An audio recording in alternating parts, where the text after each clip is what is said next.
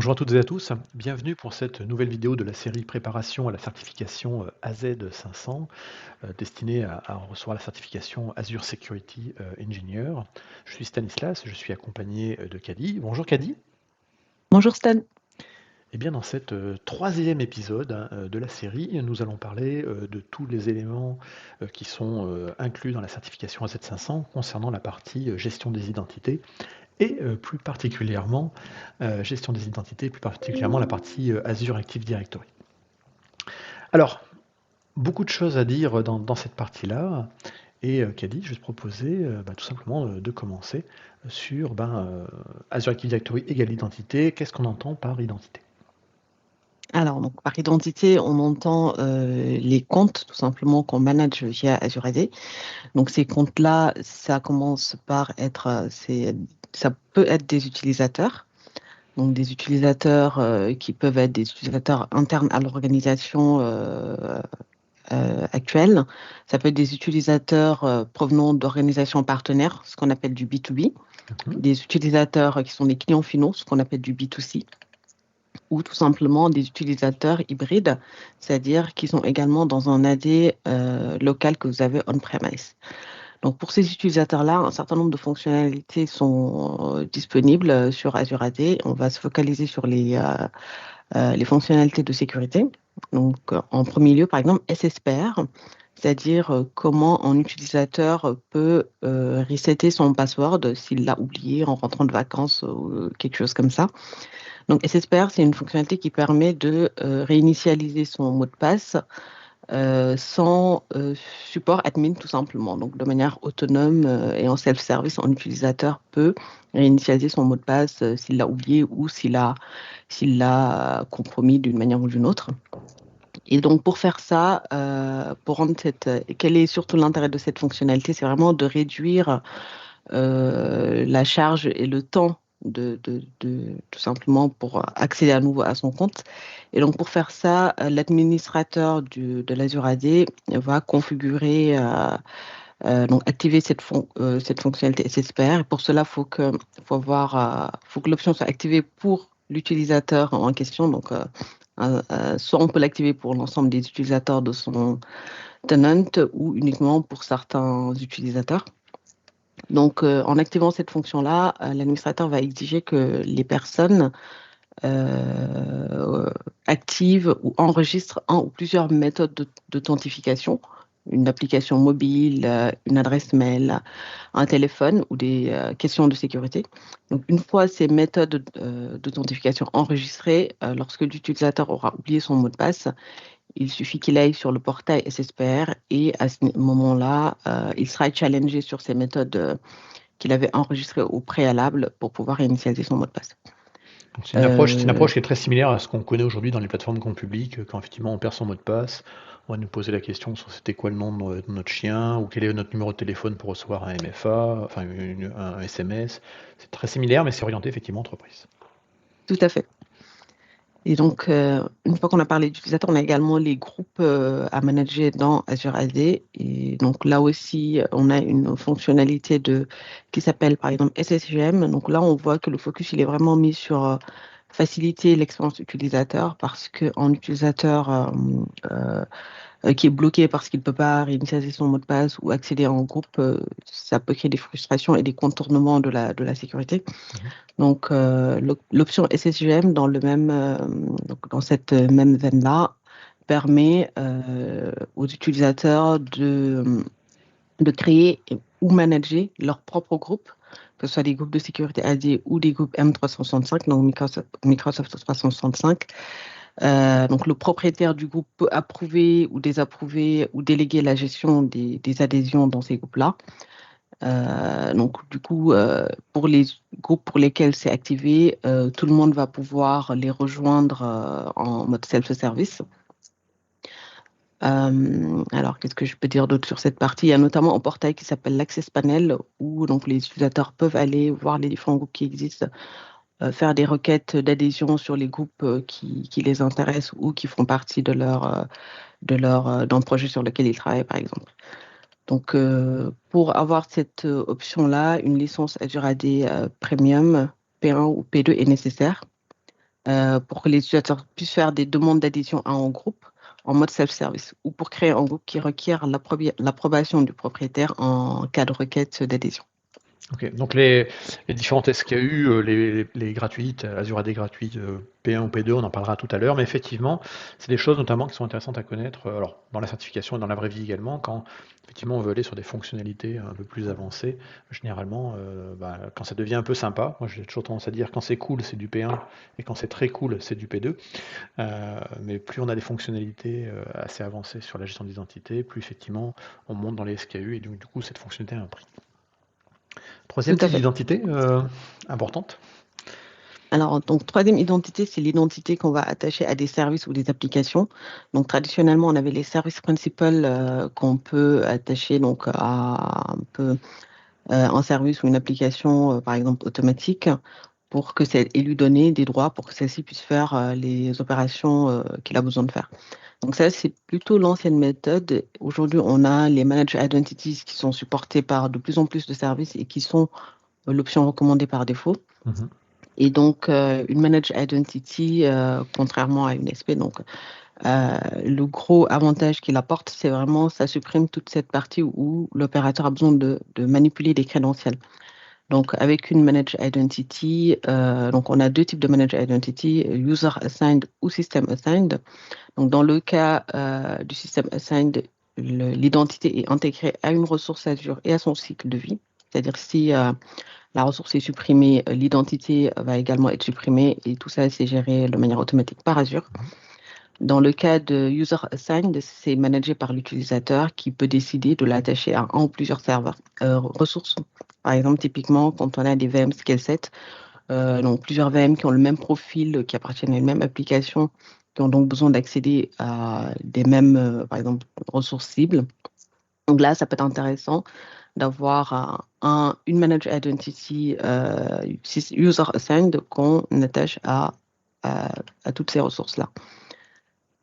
Qu'est-ce que je peux dire d'autre là-dessus? Si, sur le manage, une chose importante, c'est pourquoi manage versus service principal, c'est quoi la grosse différence? Que ça se ressemble quand même beaucoup, effectivement. C'est que le service principal, effectivement, on le crée dans l'Azure Active Directory, et globalement, c'est matérialisé un service principal par 4 informations. La première, c'est l'identité du tenant, donc l'identité, l'ID de l'Azure Active Directory. Le deuxième, c'est l'identité l'ID de l'abonnement Azure, la subscription. Le troisième, c'est un ID applicatif. Et le dernier, c'est un secret. Et en fait, ce secret, en fait, il peut avoir de base trois types de durée de vie. Il peut être 1 an, 2 ans, ou durée de vie limitée, ce qui est mauvais en termes de sécurité de garder des choses qui ne bougent pas dans le temps. Et en fait, effectivement, la difficulté souvent qu'on s'est aperçu à l'expérience, c'est que nos clients, en fait, ils utilisaient beaucoup, c'est normal, hein, des services principaux, parce que c'est vraiment des comptes de services qu'on va donner à des applicatifs, donc pas à des humains, et que souvent, en fait, les gens qui créent le service principal donnaient une durée de vie, par exemple, de 2 ans sur le secret, le mot de passe de ce service principal. Et puis les gens changent dans les organisations, etc., ou gèrent pas forcément très bien le cycle de vie de ces secrets, et puis tout d'un coup les applicatifs ne marchaient plus, simplement parce qu'en fait le secret avait expiré et que personne y avait pensé ou savait que c'était la raison pour laquelle tout plantait, quoi. Les Managed Identity, ce que ça apporte par rapport à un service principal, effectivement au-delà du cycle de vie dans le cadre des systèmes assign, c'est surtout qu'en fait la rotation des secrets fait de manière automatique, elle est managée, et d'où le nom Managed Identity. Donc c'est effectivement la tendance aujourd'hui, c'est une Managed Identity. Alors user ou système, ça dépendra effectivement de ce qu'on veut faire. Retenez juste que le système effectivement a ce côté d'être associé au cycle de vie de la ressource, et quand la ressource est supprimée, l'ID est supprimé, ce qui nettoie également l'Azure AD, parce qu'on a beaucoup d'Azure AD qui contiennent des milliers, voire des dizaines de milliers de services principal qui sont plus forcément utilisés, mais on ne sait plus à quoi ils servent, on n'ose pas y toucher, donc on a plein de credentials comme ça qui sont. Tout à fait.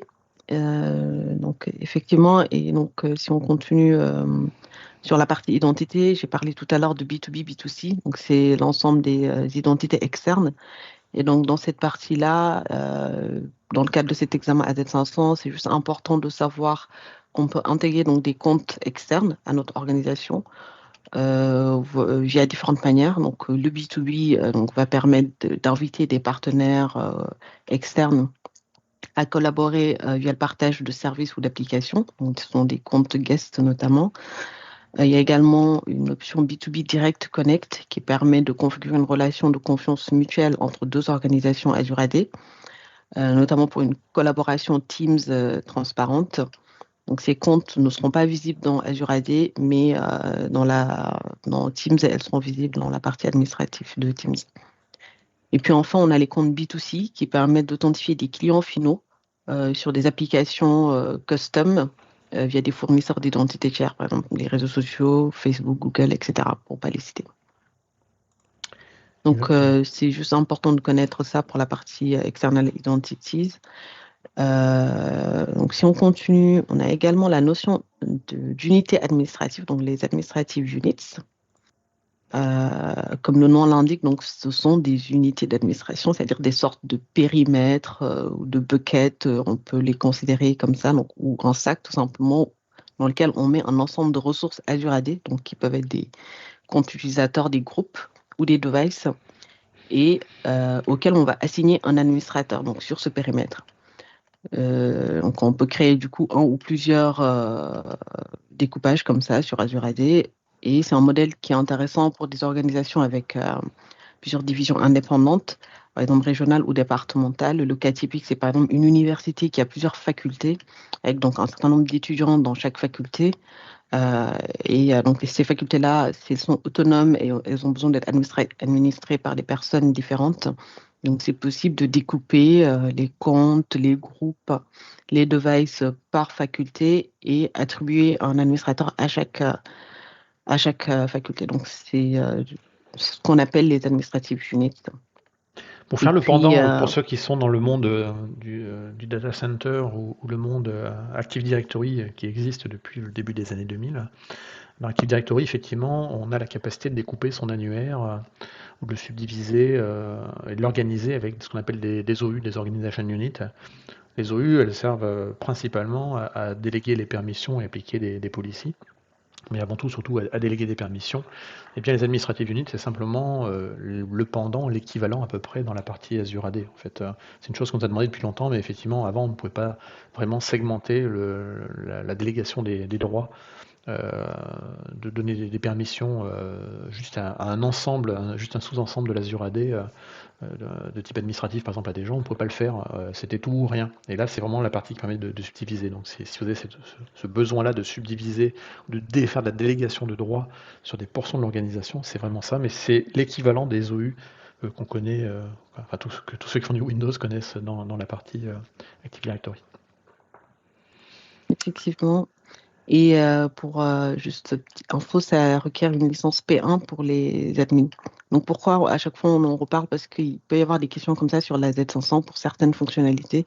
C'est important de savoir quel niveau de licence est requis pour pouvoir les activer. Il y en a très très souvent, effectivement, c'est de bien savoir un petit peu que quand c'est des fonctions, alors là encore, le moyen mémotechnique, quand c'est des fonctions cool, c'est du P1, quand c'est des fonctions super cool, c'est du P2. Sécurisation des accès?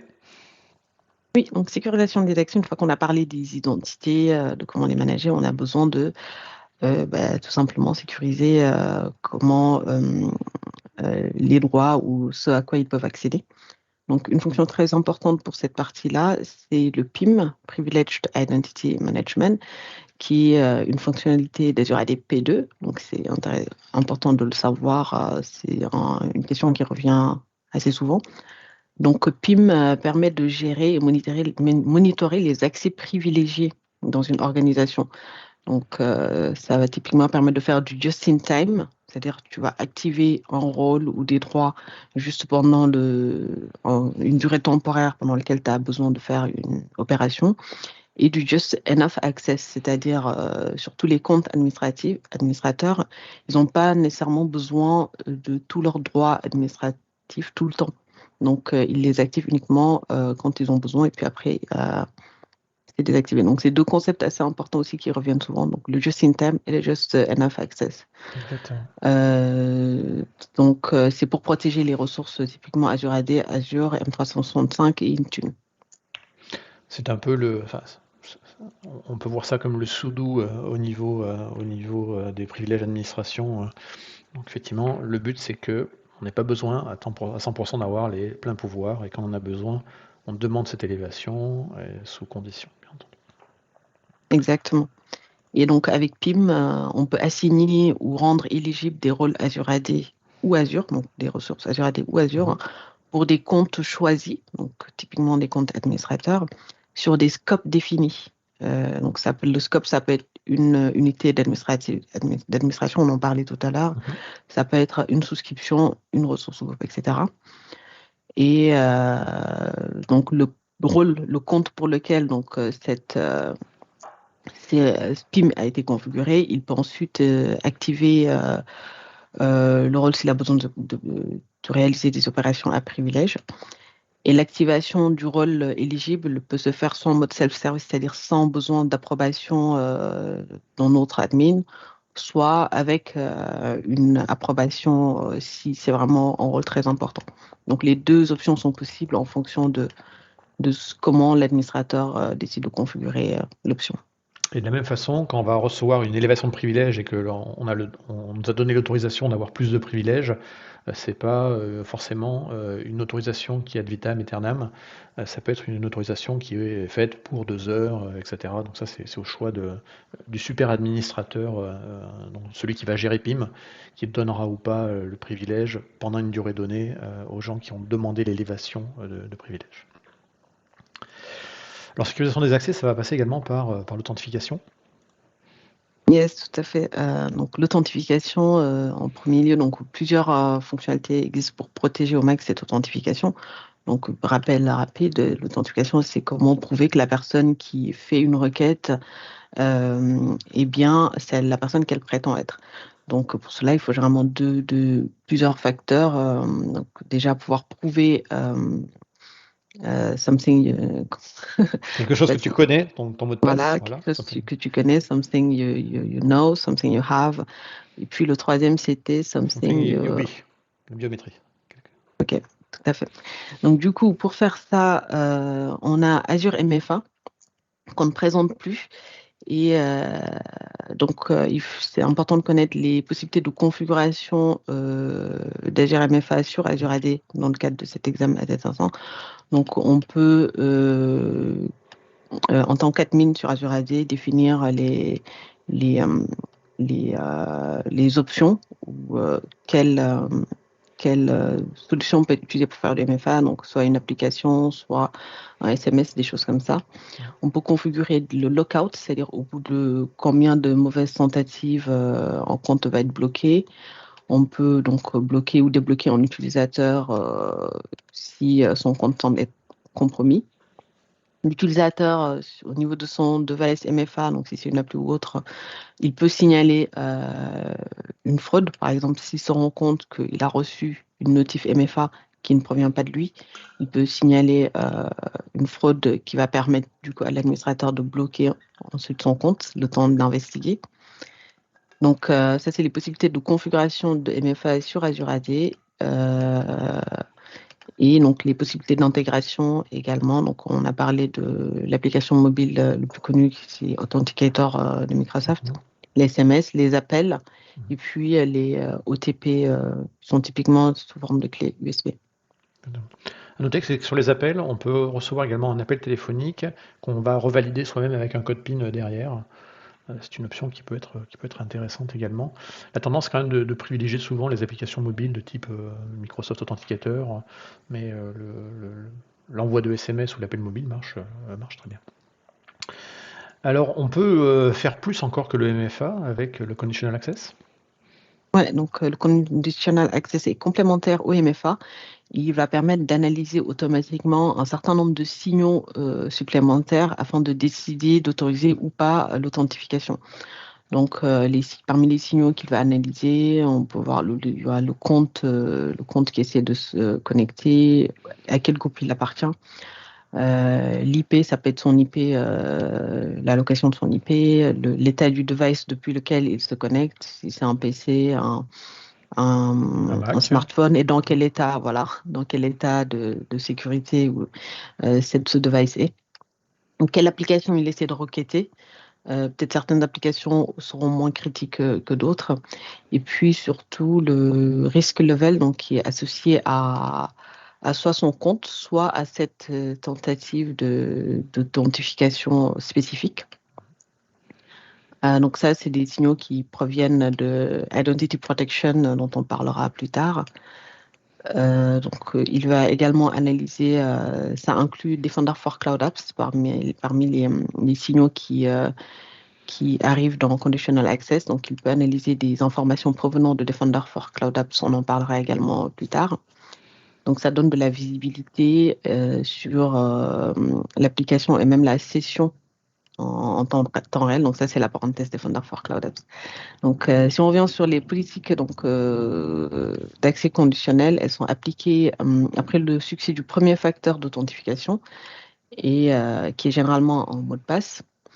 Mais nous allons voir juste après qu'il y a d'autres options justement pour se passer du mot de passe. Donc l'accès conditionnel, on est tous d'accord, c'est plutôt cool comme fonction. Donc ça veut dire qu'il va falloir un Azure AD avec une SKU Premium P1. D'accord, pour pouvoir l'utiliser. Et effectivement, la contextualisation post-authentification primaire, principale, va élever le niveau de sécurité. Donc là encore, si vous avez des questions qui vous disent, on voudrait être certain que les gens qui vont se connecter à l'application ne peuvent être que dans tel pays ou dans tel système ou avec telle méthode d'identification. En général, effectivement, ce qui va driver ça, c'est la fonctionnalité Conditional Access et donc le P1. Et donc, effectivement, on a parlé ici de l'authentification MFA, une autre authentification intéressante aujourd'hui. C'est le passwordless. Donc, ça veut dire pas de mot de passe. Ouais, donc c'est assez révolutionnaire et on va vous expliquer pourquoi. Et pour cela, il y a plusieurs options pour faire du passwordless. C'est vrai que donc d'abord, on peut utiliser Microsoft Authenticator qui est installable sur n'importe quel smartphone, Android ou iOS. Une autre possibilité pour faire du passwordless, c'est les clés FIDO qui sont compliant FIDO 2. Ce genre de clé là, si je sais pas si on arrive à la zoomer, mais hop. Voilà. Donc Stan en a une. Voilà, c'est une YubiKey. C'est ça. Et donc, c'est utile pour quand des comptes privilégiés, par exemple, ont besoin de se connecter à des machines partagées. Donc, typiquement, c'est en des use cases des clés FIDO. Tout.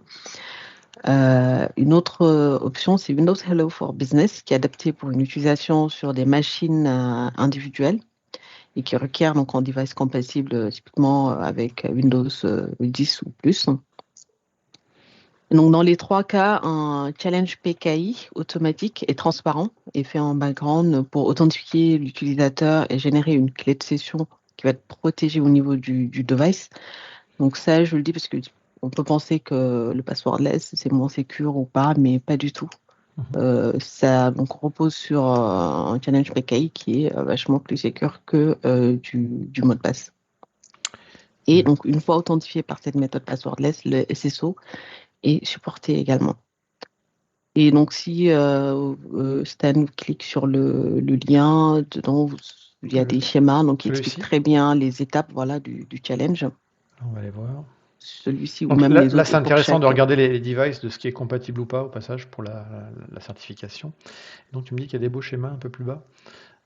Alors, sur les trois types, donc Authenticator, FIDO2 ou Windows Hello for Business, donc pour chaque cas de figure, il y a le schéma qui explique le détail du challenge, de comment l'authentification est réalisée sans avoir besoin de mot de passe. Ok, ça va être un peu plus bas. Ah, c'était ici, pardon, non pour moi. On va prendre par exemple celui-ci, c'était ça, FIDO.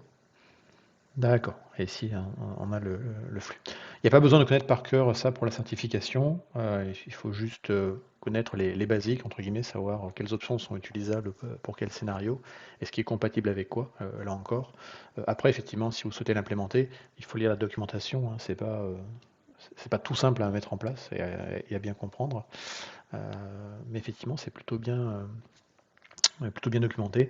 Je rappelle également que dans la description de la vidéo, vous avez le lien vers la carte heuristique ici qui contient l'ensemble des liens vers la documentation, ce qui vous permettra du coup de relire tranquillement à tête reposée l'ensemble des articles dont on est en train de parler et dont on ne fait bien entendu qu'un résumé ici. On ne rentre pas dans tout le détail. On vous laisse un peu de travail à faire à la maison avant de passer l'examen.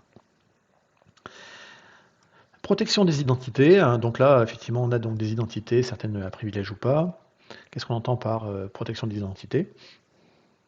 Donc, Identity Protection, c'est une fonctionnalité qui a pu voir le jour grâce à l'expérience de Microsoft sur de nombreuses organisations Azure AD et l'analyse d'énormément de signaux chaque jour. Et donc, Identity Protection permet d'automatiser la détection et la remédiation des risques liés à l'identité. Donc, c'est possible d'investiguer et d'exporter ces risques pour les exploiter au niveau des politiques d'accès conditionnel qu'on a vu tout à l'heure ou au niveau d'anciennes, typiquement Sentinel. Et donc, Identity Protection, qui est une fonctionnalité très cool, nécessite une licence P2, sauf pour certains risques basiques. Donc, quand on parle de risques liés à l'identité, de quoi on parle? Typiquement, on parle des risques au moment de l'authentification. Donc, ce qu'on appelle les sign-in risk, qui représentent une probabilité qu'une requête d'authentification ne provienne pas de l'utilisateur légitime.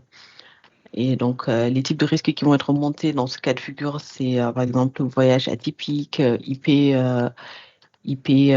bizarre ou navigateur token suspect.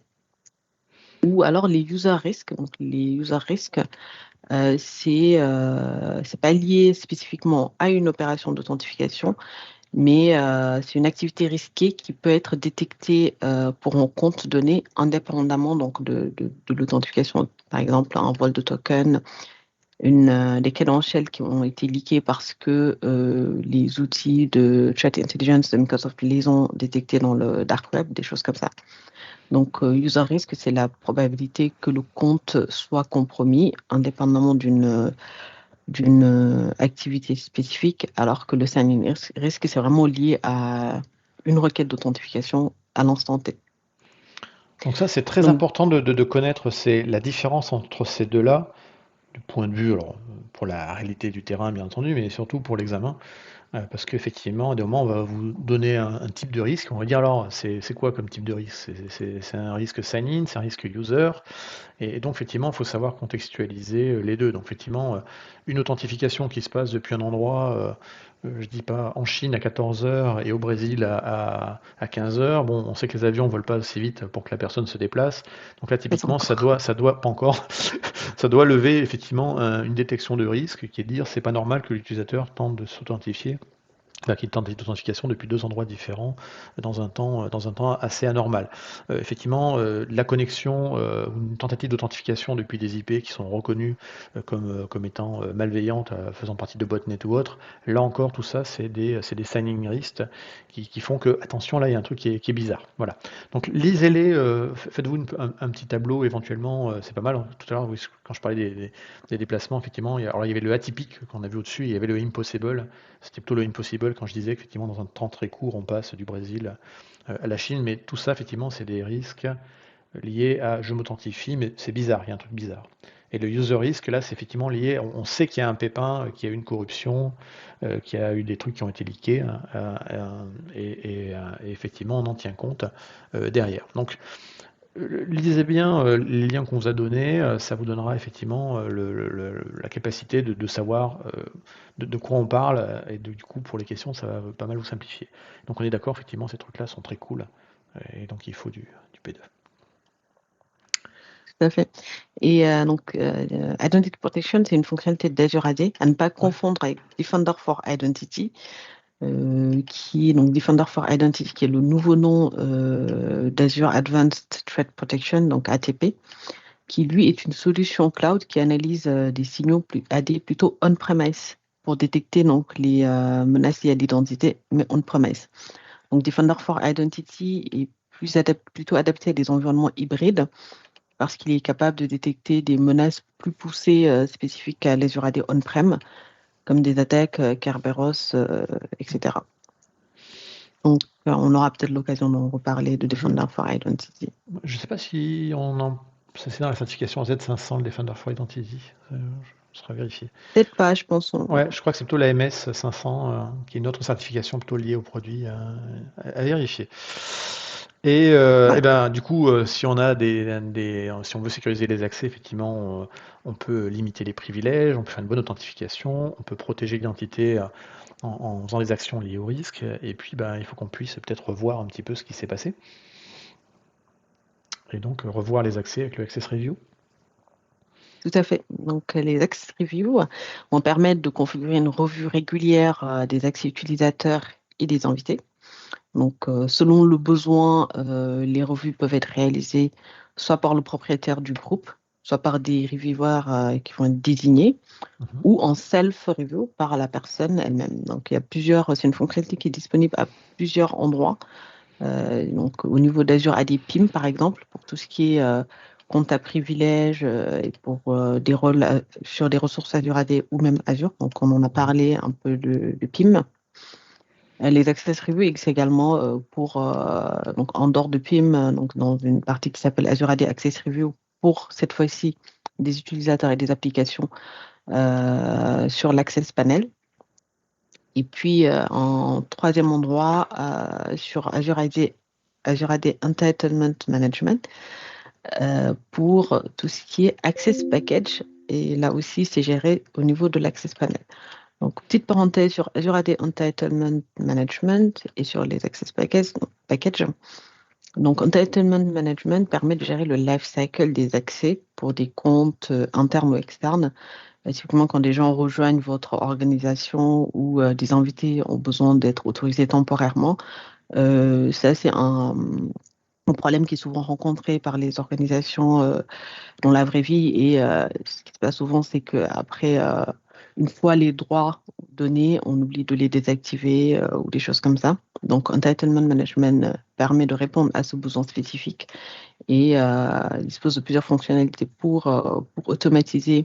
Donc, par exemple, on peut dire tous les mois ou toutes les semaines, il y a une revue qui se lance automatiquement et les bonnes personnes, soit des admins, soit des responsables métiers, vont recevoir des notifications, des mails pour confirmer qu'il y a toujours telle personne dans leur équipe ou dans leur groupe. Donc ça, c'est Entitlement Management. Et pour faire ça, il a la notion d'Access Package qu'il faut également connaître dans le cadre de cet examen. Donc un Access Package, c'est quoi? C'est une collection de ressources qui peuvent être des groupes, des applications ou des sites SharePoint. Donc, c'est une collection de ressources avec les accès dont un utilisateur a besoin pour travailler sur un projet ou réaliser une tâche. Et chaque Access Package est accompagné d'une ou plusieurs politiques qui vont définir les règles d'affectation aux comptes internes, que ce soit des comptes internes ou externes.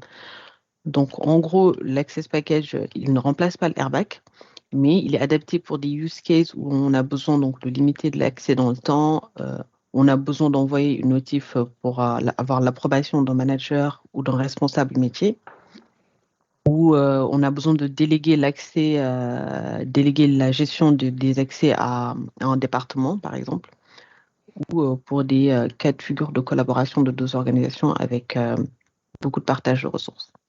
Est-ce Ok, que très bien, très bien. On tu rajoutera, voudrais rajouter des choses par rapport à ça, on Stan? rajoutera des petites branches dans le schéma pour compléter ce que tu viens de dire, parce qu'on les a pas ici du coup. Et on va passer à la partie Application Access. Donc, dans une organisation, généralement, au-delà de la partie infrastructure, on va avoir un ensemble d'applications qui sont pas forcément qui sont soit des applications internes à l'entreprise, soit des applications fournies par un vendeur de solutions sous la forme d'un service SaaS, soit des applications métiers qui elles-mêmes sont sous la forme d'applications cloud. Donc l'idée, là encore, ça fait plus de 20 ans que tout le monde essaye de faire du SSO, de se dire ok, on va essayer d'avoir un seul référentiel d'identité, et ce référentiel d'identité nous sert pour accéder à toutes les applications. Et le but effectivement étant quand un employé arrive ou quand un employé part, de gérer une seule identité, et après avec cette identité, de lui donner ou pas l'accès aux applications, mais surtout de ne pas avoir le phénomène d'avoir X référentiels d'identité et que chaque fois qu'on a une nouvelle application, on a un nouveau référentiel d'identité, des nouveaux mots de passe, ce qui du coup démultiplie la complexité d'administration, le risque également, parce que quand une personne va partir de l'organisation, si on ne lui désactive pas l'ensemble de ses comptes, eh bien on a un souci potentiellement. Et donc, c'est pour ça qu'avec Azure AD, on va pouvoir faire, le but est de faire du single sign-on, quel que soit le type d'application, et éventuellement de pouvoir consommer différents fournisseurs d'identité. Donc, l'Azure AD, on va pouvoir utiliser différentes méthodes d'authentification, mais notamment on va pouvoir faire de la fédération, on va pouvoir faire du SAML V2 et utiliser des identity providers supplémentaires et lier le tout avec Azure Active Directory. Donc ça, c'est important à connaître effectivement que l'Azure AD va pouvoir fonctionner avec et s'intégrer avec d'autres fournisseurs. La mécanique derrière, effectivement, c'est généralement du SAML, mais ça veut dire que par exemple, si vous avez, on va prendre un exemple bête, une organisation qui a choisi comme solution de synchronisation de ses données entre postes de travail du Dropbox, par exemple, il n'y a pas forcément de sens, comme je l'ai dit, à chaque fois qu'on va prendre un nouveau service, de recréer tout un ensemble d'identités pour ce service, pour les utilisateurs. Et donc là, c'est de se dire, eh bien, j'ai Dropbox qui est utilisé sur mes postes, il y a des mécanismes d'intégration entre Dropbox et Azure AD qui ont passé par les technos comme SAML, par exemple. Et ben, l'idée, c'est de se dire, mes utilisateurs vont s'identifier avec leur compte Azure Active Directory auprès du service Dropbox et il n'y aura pas des comptes supplémentaires. Donc le single sign-in est vraiment fait pour ça en fait. Voilà. Donc du coup, ben, les applications qu'on va avoir, on va pouvoir les enregistrer dans l'Azure AD. Hein. Donc, et donc on va pouvoir enregistrer des applications, donc ça peut être des applications effectivement tierces, ça peut être des applications métiers, et en enregistrant des applications, on va du coup donner des identités à chacune de ces applications, et on va choisir après la manière dont sera fait l'authentification derrière, avec soit des comptes qui sont dans l'organisation de l'annuaire de l'entreprise uniquement, soit dans n'importe quelle organisation, soit une combinaison avec des comptes personnels derrière ou des comptes à l'extérieur. Donc quand on enregistre vraiment une application, on va choisir effectivement le périmètre derrière qui va être capable. Donc je parle bien entendu ici d'applications entre guillemets modernes, de type web, avec des protocoles d'authentification modernes, et je ne parle pas de choses qui sont des applications du monde du data center, utilisant des protocoles tels que NTLM, Kerberos ou LDAP. Du coup, une application, en fait, on va lui donner il y a deux, il va y avoir des permissions à deux niveaux, entre guillemets. Il va y avoir le permission scope de l'application. Et donc, tout ça va permettre de définir en gros ce que va pouvoir faire un sous-ensemble de permissions qui seront nécessaires pour le fonctionnement de l'application. Et donc là, effectivement, on va dire cette application elle a besoin de ça ou de ça comme information qu'elle va pouvoir réutiliser. Et donc là, on va lui donner du coup le périmètre qu'elle a le droit d'avoir. Et ensuite, il va y avoir la notion de consentement en termes de permission. Est-ce que les permissions qu'on va consentir à cette application sont faites par l'utilisateur, avec un consentement de l'utilisateur qui dit OK, quand je me log sur cette application, je donne le droit à l'application de faire ça. Soit faire quelque chose de complètement dynamique et incrémental par rapport à ce qu'a dit l'utilisateur, soit l'application peut être assez particulière. Dans ce cas-là, c'est un consentement qui sera administratif, qui sera donné aux applications. Donc là, on parle des applications au sens général qui vont être associées, intégrées à l'Azure AD. Dans la partie accès aux applications, on peut également parler ici de toutes les API liées à Azure, aux ressources dans Azure. On va avoir des identités sous la forme effectivement d'utilisateurs, de groupes, de comptes programmatiques type Service Principal ou encore de Managed Identity. Là encore, on va pouvoir utiliser ces éléments d'identité et faire du back dans Azure et dire j'autorise ces identités à faire ces opérations-là sur Azure. Et ce qui veut dire derrière, en gros, donner ou pas l'ouverture plus ou moins d'API derrière. Mais ça reste derrière, en fait, quand on va donner des permissions, en gros, on n'autorise pas l'usage des API. Alors, finalement, on en a bien parlé tout à l'heure, et c'était ce qui nous intéressait également pour la partie certification, c'est que l'Azure Active Directory, en fait, est disponible sous la forme de plusieurs SKU, de plusieurs modèles, entre guillemets, plusieurs modèles avec plusieurs éditions. Voilà, je cherchais le nom. Donc il en existe trois principales. On va oublier ici dans ce tableau le Microsoft 365 App, au moins pour la certification. Mais retenez que l'Azure AD, en gros, il y a la version 100% gratuite, avec les limitations effectivement au nombre d'objets dans l'Azure AD. Et après, on a le basique, quoi. Si on veut commencer à avoir des fonctions cool, comme par exemple effectivement l'accès conditionnel, la gestion un peu avancée des groupes, les identités hybrides, donc la capacité par exemple de dire quand je vais réinitialiser mon mot de passe côté Azure, je veux automatiquement que mon mot de passe soit également soit synchronisé, reseté également et modifié dans mon Active Directory local, ce qui est la même chose pour la modification de groupe ou autre. Donc pour ça, comme c'est des fonctions plutôt cool, il va vous falloir une fonction, une licence P1. Donc un point important, c'est que les licences Azure Active Directory se donnent à l'utilisateur. Donc pour qu'un utilisateur ait accès aux fonctionnalités, effectivement, il va falloir lui associer une licence Azure Active Directory P1 qui a un coût par mois et par utilisateur. Et donc l'affectation des licences se fait soit manuellement, soit de manière automatique, selon votre choix.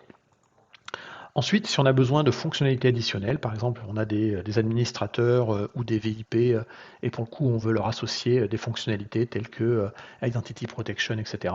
Là, ça devient des fonctions effectivement très cool. Et donc ce sera du P2, qui est une licence forcément un peu plus chère. On peut tout à fait mixer au sein d'un même annuaire des gens qui vont avoir la licence gratuite, des gens qui vont avoir les licences P1 et des gens qui vont avoir les licences P2. Donc retenez, essayez alors ce tableau est non exhaustif, mais dans l'explication qu'on a donnée, on vous a dit à peu près chaque fois ce qu'on avait dans le P1 ou dans le P2. Et si une fonction, si un service effectivement est disponible dans une SKU ou l'autre, c'est important de connaître la différence parce que ça c'est vraiment des questions qui sont assez classiques à retrouver dans les examens. De savoir effectivement, on a besoin de faire ce type d'opération, est-ce qu'on peut le faire ou pas en fonction du contexte qui est expliqué avant. On est dans un environnement P1, P2, où on ne vous précise rien. Voilà. Vous pouvez toujours aller voir derrière effectivement la partie pricing si ça vous intéresse, mais retenez effectivement que la P2 contient tout ce qu'il y a dans la free et la P1, et puis qu'en plus ça rajoute ça, et voilà. Donc vous voyez que par exemple ici tout à l'heure on parlait du conditional access, mais on peut dans l'examen, l'examen peut être un peu malin avec des questions qui vont dire on va faire du conditional access mais basé sur le risque. Or, le risque, en fait, il est lié à Identity Protection, et Identity Protection, c'est P2. Donc attention, là encore, relisez, ça c'est une bonne pratique de toujours relire deux fois la question. Des fois, en fait, on va un peu vite et on dit « Ah oui, ils veulent conditional access, c'est du P1 ». Non, c'est conditional access, mais basé sur le risque. Et là du coup, la réponse devient du P2. Voilà. Voilà, donc retenez effectivement les SKU. Dernier point super important à connaître quand on parle d'identité dans Azure avec Azure Active Directory, c'est toute la notion de synchronisation avec un environnement traditionnel de data center sur site généralement, qui est effectivement la synchronisation avec l'annuaire qu'on va avoir dans le data center, à savoir Windows Server Active Directory, donc qui est la solution on-prem. Et donc retenez que principalement l'outil majoritairement utilisé pour faire la synchronisation entre un environnement, un annuaire sur site et un annuaire version cloud. Là encore, le but n'est pas de recréer deux référentiels différents, mais de travailler sur le référentiel, sur un référentiel unique, et ensuite de projeter les modifications sur le cloud. La solution qui est massivement utilisée, généralement utilisée, c'est Azure AD Connect, qui est effectivement un logiciel qu'on va installer sur un Windows Server et qui va faire en gros la liaison, le bridge entre l'Active Directory sur site et l'Azure Active Directory qui est dans Azure. Historiquement, c'était une liaison très monodirectionnelle, c'est-à-dire du on-prem vers le cloud. Désormais, c'est tout à fait vrai, hein, on a beaucoup de choses en fait qui redescendent du cloud, là encore en fonction des niveaux de licence Azure AD qu'on aura pu implémenter, mais typiquement effectivement ce qu'on appelle le write back, donc la réécriture du cloud vers le data center est possible généralement à partir des versions P1. Ça peut être sur les mots de passe, ça peut être sur les groupes d'utilisateurs, etc., ou sur les devices.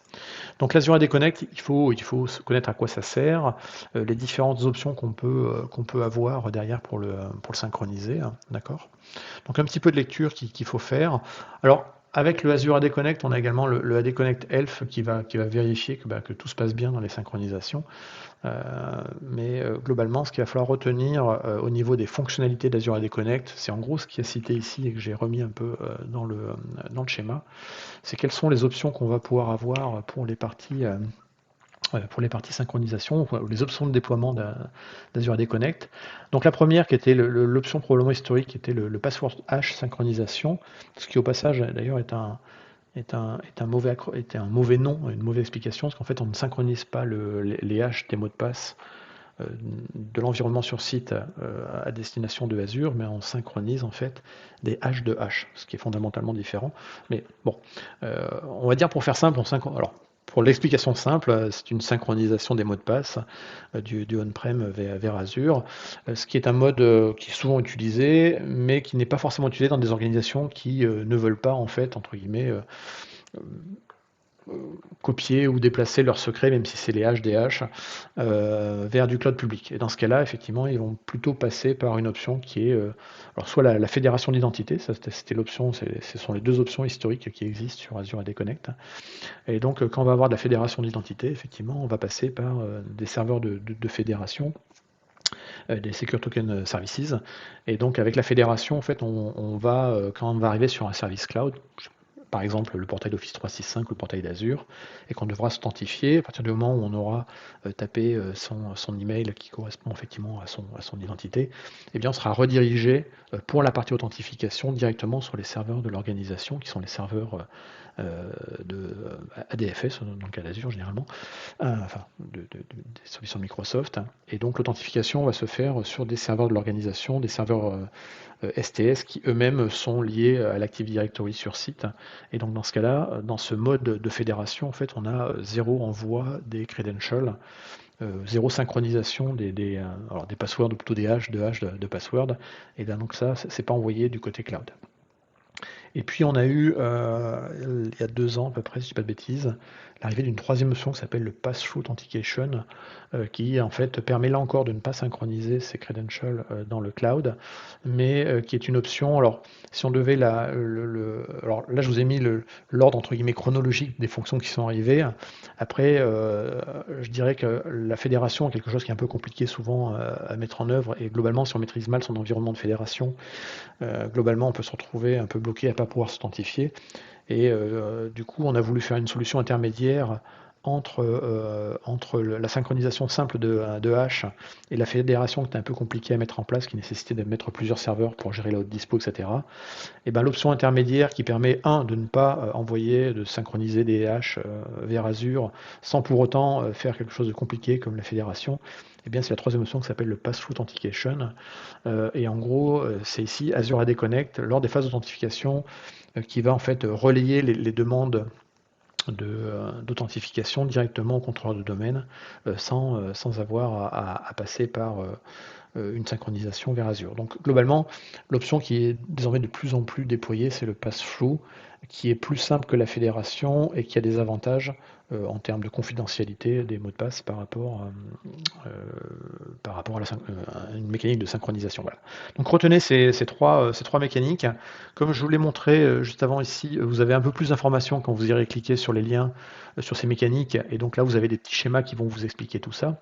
Mais effectivement, le pass-through authentication, quand vous allez vous signer vers Azure, on va avoir un mécanisme qui va rediriger le tout sur le serveur de pass-through, qui lui va parler au contrôleur de domaine directement. Donc ici, en fait, l'authentification ne sera pas faite directement avec des informations stockées côté cloud, mais les informations vont rester ici. Donc voilà, les bénéfices, c'est ici, l'utilisation, bonne expérience utilisateur, facilité de déploiement, donc on est vraiment entre la facilité de base de la synchronisation et de la chose un peu plus compliquée qui est la partie ADFS, et puis plus sécurisé parce que là, effectivement, les mots de passe ne sont jamais stockés dans le cloud.